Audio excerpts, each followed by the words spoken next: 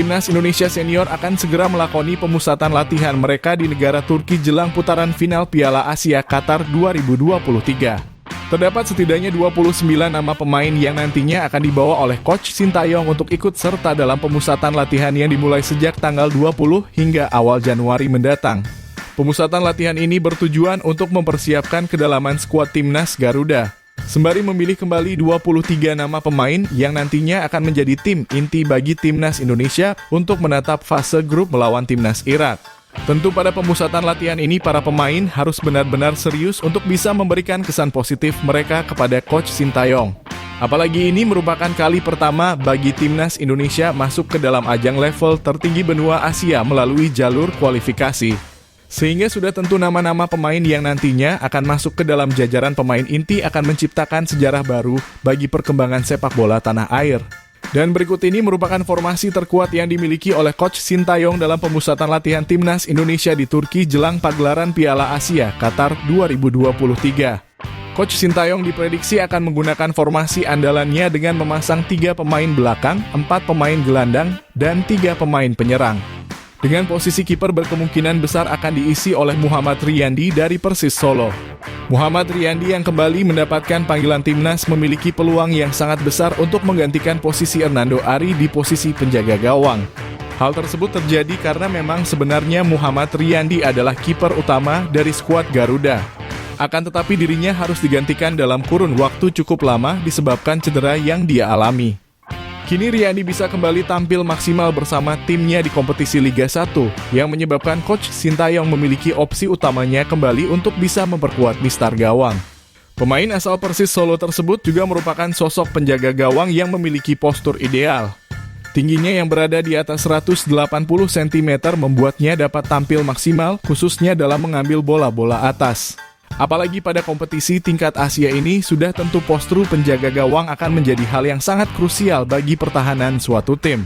Dan Muhammad Riyandi dapat mengamankan peran tersebut bersama Timnas Indonesia. Sedangkan pada posisi pemain belakang, Coach Sintayong sudah tentu akan memasang paduan lengkap dari 3 pemain naturalisasinya, yaitu Elkan Bagot, Jordi Amat, dan juga Justin Hubner. Ketiga pemain tersebut merupakan sosok dengan postur paling ideal untuk menghadapi lawan-lawan kuat pada pemusatan latihan yang akan datang. Apalagi ketiganya juga merupakan pemain yang sama-sama berkarir di Liga Inggris dan memiliki jam terbang internasional yang dapat menjadi bekal utama mereka dalam memperkuat pondasi pertahanan dari Timnas Indonesia. Ketiga pemain ini sangat pantas untuk menjadi pilihan utama karena ketiganya merupakan para pemain terkuat skuad Garuda yang berada di posisi bek tengah. Sehingga sudah tentu pada laga uji coba di pemusatan latihan nanti, ketiganya akan kembali membangun kekompakan untuk bisa menjadi tembok kokoh bagi Timnas Indonesia. Sandy Walsh menjadi pemain dengan performa tertinggi di kelasnya untuk dapat mengisi posisi sayap pertahanan Timnas Indonesia. Dirinya merupakan sosok pemain yang memiliki dedikasi tinggi di dalam lapangan. Ketenangan yang dia miliki dapat membantu dalam keefektifan serangan Timnas Indonesia dan menciptakan keunggulan. Sandy Walsh merupakan pemain yang memiliki stamina luar biasa. Sama seperti Asnawi, dirinya pun juga sanggup untuk tampil menyerang sekaligus bertahan selama 90 menit jalannya pertandingan. Itulah sebabnya Sandy Walsh selalu dimainkan sebagai pemain utama di klubnya yang berada di Liga Belgia. Selain itu, pemusatan latihan yang akan datang juga akan menjadi ajang bagi Sandy Walsh untuk beradaptasi dengan skema permainan dari sang pelatih.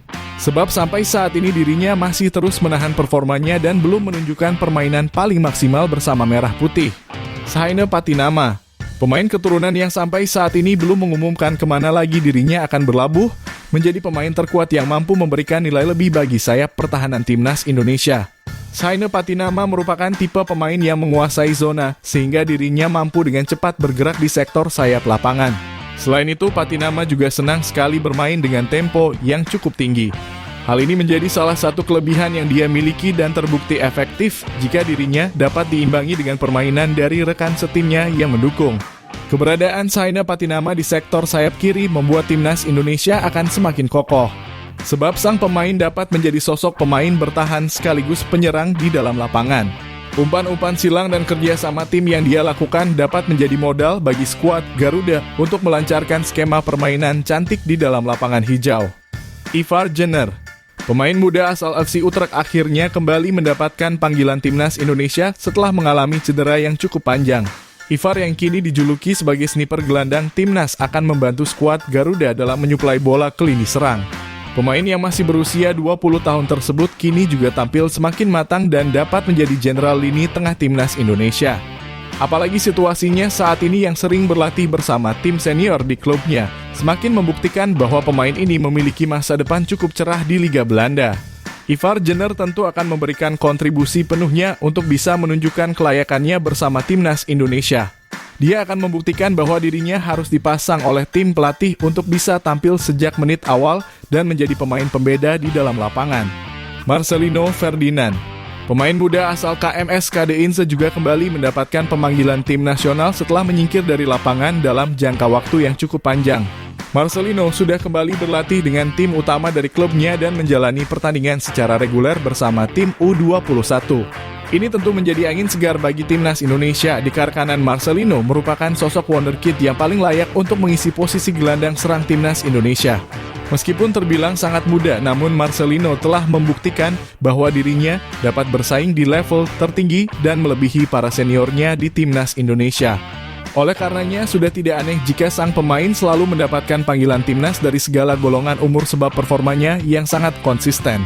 Hadirnya Marcelino pada pemusatan latihan akan menjadi ajang bagi seluruh skuad timnas Indonesia untuk bersaing secara sehat dan mampu menggeser posisi utama Marcelino Ferdinand untuk tampil pada laga uji coba maupun putaran final Piala Asia mendatang.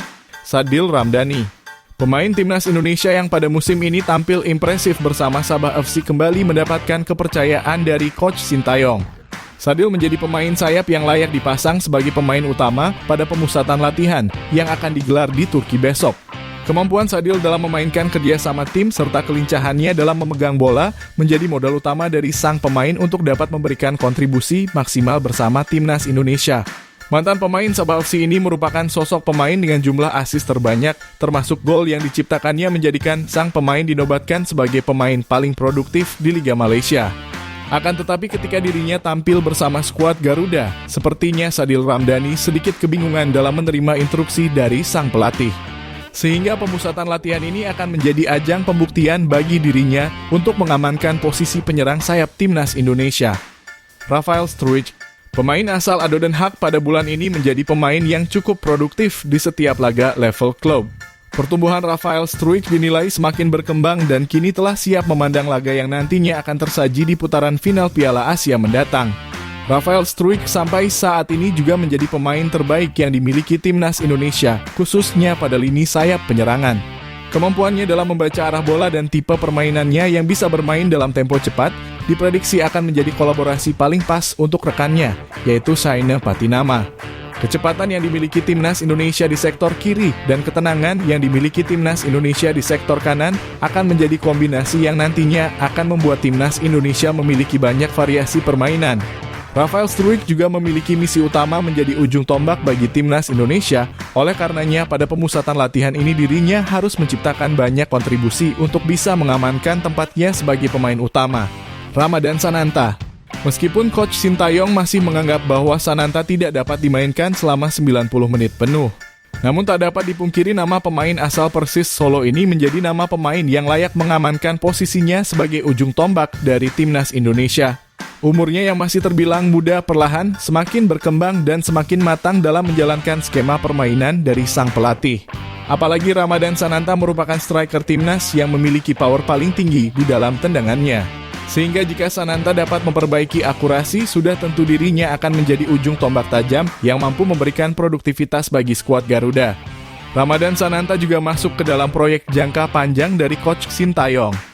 Umurnya yang masih berada di angka 20 membuatnya harus berlatih lebih keras untuk bisa memberikan kontribusi maksimal bagi skuad Garuda. Itulah tadi merupakan formasi terkuat yang dimiliki oleh Coach Sintayong dalam pemusatan latihan timnas Indonesia di Turki jelang pagelaran Piala Asia Qatar 2023. Jangan lupa tulis pendapat kalian di kolom komentar.